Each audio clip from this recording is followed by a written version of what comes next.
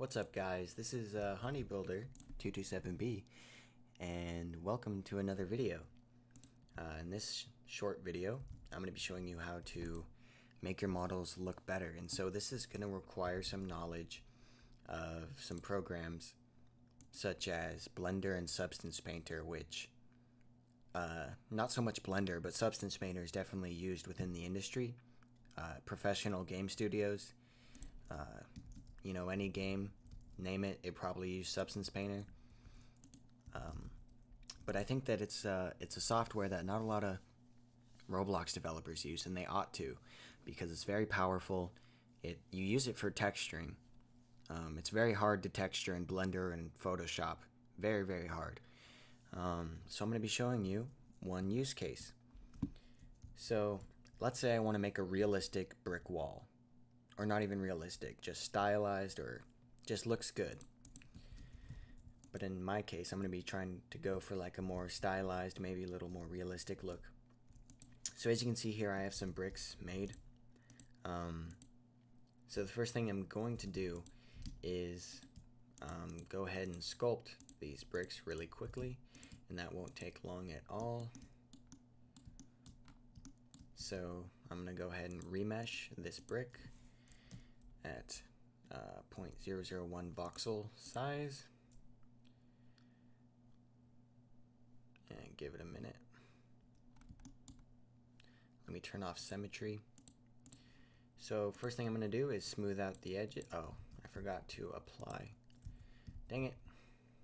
Why didn't you guys tell me? No, I'm just kidding. So I got to apply all the transformations. So again, first thing I'm going to do is sculpt this brick. And I'll show you step by step how I go about doing that. Maybe I'll remesh it a little more at 0.005. Okay, so first thing I'm going to do is smooth out the edges like so, and this is using the smooth brush. It's one of my favorite brushes aside from the scrape brush, and I'll show you why I like the scrape brush so much in a second. Let me turn off symmetry again. Alright, so we smoothed out our brick somewhat, and now I'm going to move over to the scrape brush and kind of like make some chipped edges, like a brick.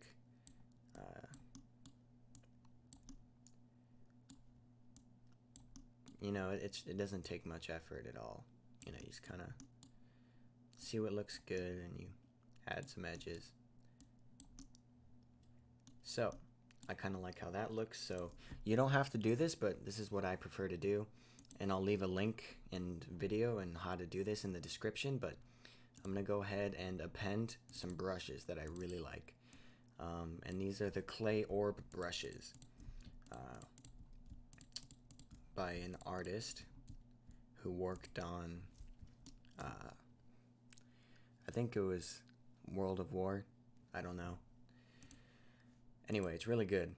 So after I've done that, I'm going to go ahead and apply this kind of rocky texture. And you do not need to do this. You do not have to. You can just leave the brick how it is, but I just prefer to add that little bit of detail. So let me go ahead and turn on shadow and cavity so you can kind of see what I'm doing here. And I'm going to put that brick there. I'm going to sculpt the next brick, and go ahead and skip over if you want to, but I'm going to go ahead and show you my entire process and sculpt each brick by hand. There's not too many, so don't worry.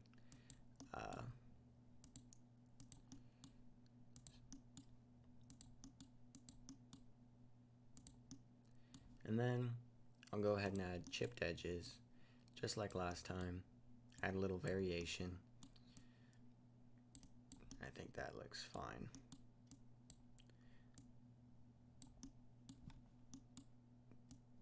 There. Okay. Add my rock texture. I want a little more strength on that. Maybe not that much. A little more. Perfect. Okay. And we're done with that one. Actually, I'm going to turn off Valley. Okay. Now we're going to sculpt our next one. And you can see we're going through these pretty fast. Remeshed. Smooth it all out. Turn down the strength a little. Kind of smooth it all out one at a time. Scrape. Add those chips in wherever you see fit. Doesn't really matter. It's all up to you and your artistic direction. Because that's what making games is all about. It's all about your decisions. Kind of like how that looks. So we're going to... And don't worry about the backside at all. It's not going to matter. And you'll see why. We got 3 more to go. Doing these pretty quickly. And again, feel free to skip over this if you are getting bored and want to get to the cool hack, the cool trick, I should say. So yeah. Just going to finish these up. Add in my chips. That's maybe a little too much, but that's okay.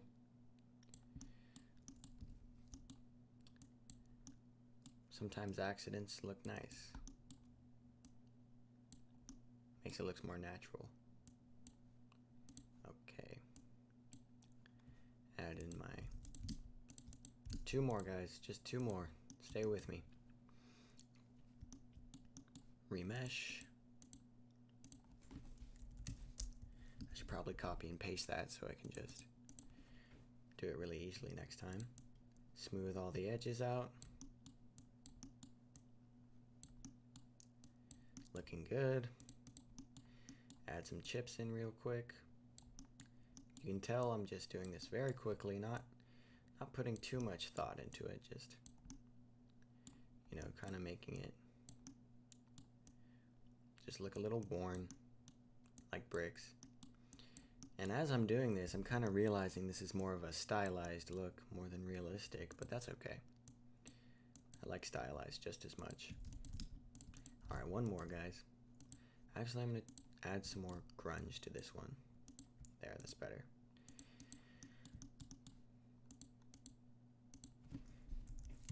And if you think I'm going a little fast through this, you know, just take some time to learn Blender sculpting, and this won't be hard at all. And as for the brushes that I'm using to create all these cool rock effects, I'll leave a link down to the download in the description, as well as a video on how to install it into your Blender scene. It's really simple. It'll only take you about 5 minutes, and I think it's totally worth it to get that sculpted look that you want. Okay, that looks good. And there we go. So now that we have our bricks, let's go into orthographic mode and kind of play with them a little bit. We're gonna put them kind of around our plane right here, and it doesn't matter how you order them, as long as you don't have a repeating pattern.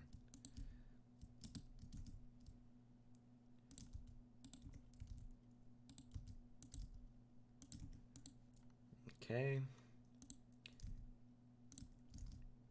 And don't worry, I know this is high poly, but we're gonna make it all into a texture that looks really good.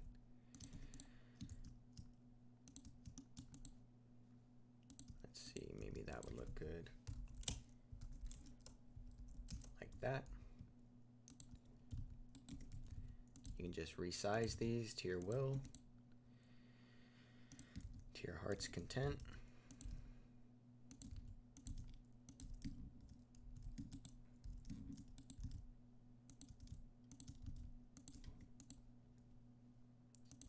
Maybe make that stretch out a little more.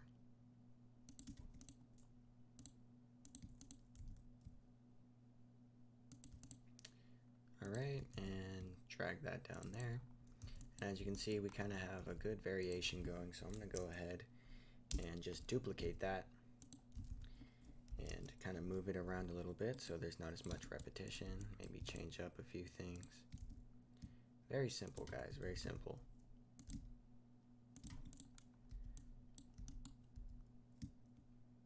And there we go, we have our brick wall.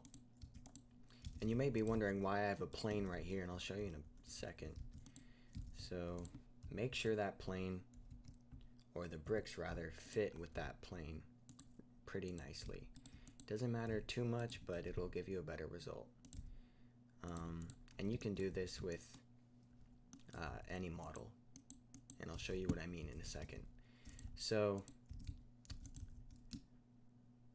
what I'm going to do is join all these by pressing Ctrl J. After selecting all of them, I'm going to shade them smooth. I'm going to name it bricks underscore HP. And for this, I'm going to name it bricks underscore LP. And that's for high poly, and this is for low poly. So I'm going to move this back. I'm going to export.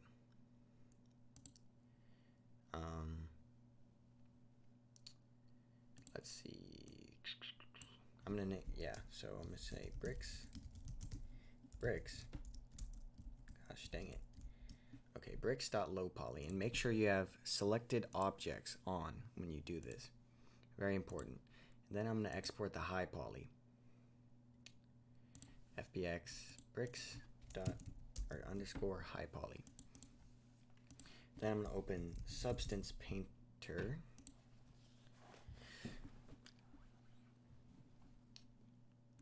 And granted, this software does cost $20 a month, but it's very much worth it.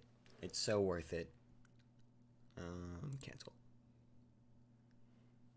Alright, should be opening any second now. There we go. So I'm going to go to File, New, select my low poly mesh. Let me find it real quick.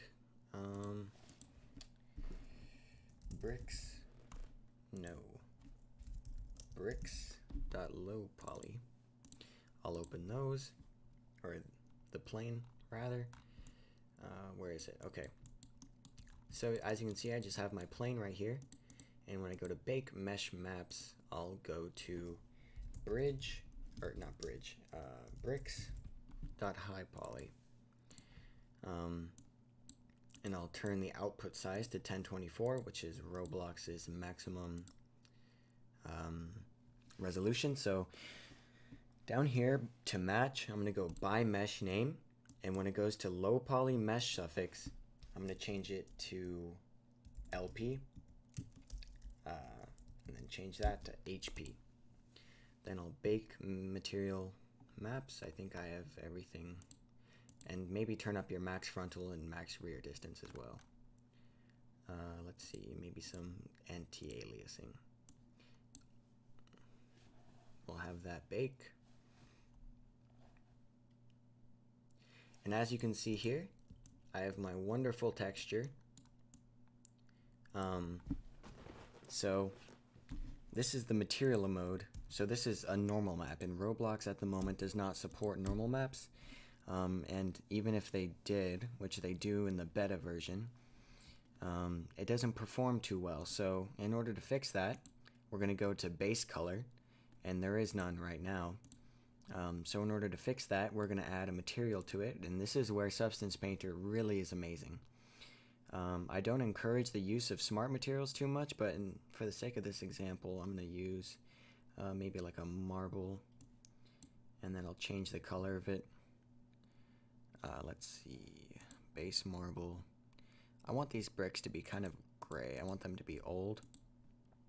So I'm going to go to fill, and I'm assuming that you guys at this point maybe will experiment with Substance Painter a little bit, hopefully, maybe. If not, that's totally fine. Then I'm going to change the dirt to maybe like a darker, and maybe make this a bit darker. Alright, so we have our nice brick material. If we go to base color, you'll notice it doesn't look too good. And base color is what you'll be using in Roblox. So what you want to do is add a fill layer to the top, then add a fill effect, and under material mode, look up baked lighting, and it'll be this one with the light blue and the other one on the bottom.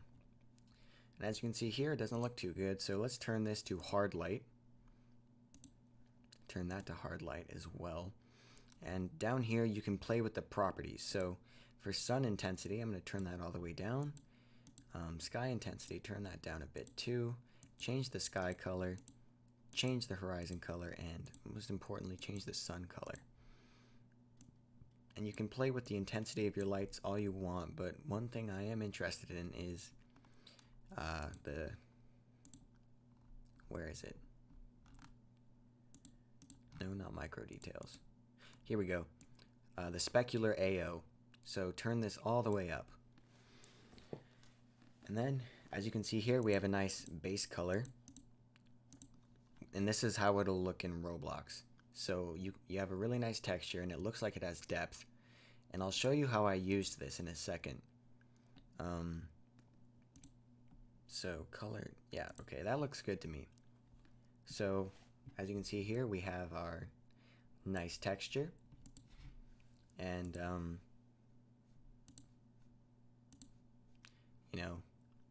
that's just one of the many things you can do with Substance Painter. So let's go ahead and export this into our documents. Select folder, export. Okay, so let's open up Roblox. Toolbox, or not toolbox, not part. Game Explorer, import, and then we will put in our bricks, low poly. And you can do this with any mesh you want, anything you want. And we will also import our, let's see what it's named, bricks base color, and we'll import that as well. Let's scroll down to meshes and put in our bricks. This is just our mesh, and once we apply the texture, you can see here that you have a wonderful brick texture that looks like it has depth, looks like it has some volume, and it's just pretty nice. And I'll show you how I use this. So if we go to my modeling environment for the game I'm currently working on, you can see how I use this in a practical way. So I use this to create a medieval style bridge, and you can do this with anything. You can do it with wood, you can do it with any material you want, and I'll show you multiple ways that I've used it in a practical way and why you should too. Let me just turn off the lighting effects because I know they can get kind of annoying. Come on, Roblox. Oh God. Sorry guys. Just give it a sec. Oh my gosh. Oh, there we go. Okay. So let me go ahead and turn off the depth of field because that is annoying. You can see what I did with the bridge. So this is how you would use it on a more complex object. You can see this is just a texture, but you know, it looks good. Like it looks coherent. It looks like the bricks are real, and that's all because I was using Substance Painter baked lighting. I also did it with the wood. These lines are just a texture. And I used it all by using Substance Painter and baking. And this wood material and metal material as well. You can see I added chips to the metal, which aren't real. You can see I did it with this too. I added chips and scrapes to the metal, which just aren't real. They're just textures. It won't hurt your game's performance. well, maybe a little since you're using textures, but not as much as triangles. So I used it in, not on that one, I haven't finished that one, but I used it in many ways. And so that's how I've been doing things for my game that I've been working on, and I did it with these pillars as well. So I hope you guys enjoyed this. I wouldn't call it a tutorial, maybe just an explanation of why you should be looking into other softwares and kind of expanding your knowledge. So I want to thank you guys for tuning in, and I'll talk to you guys later. Peace.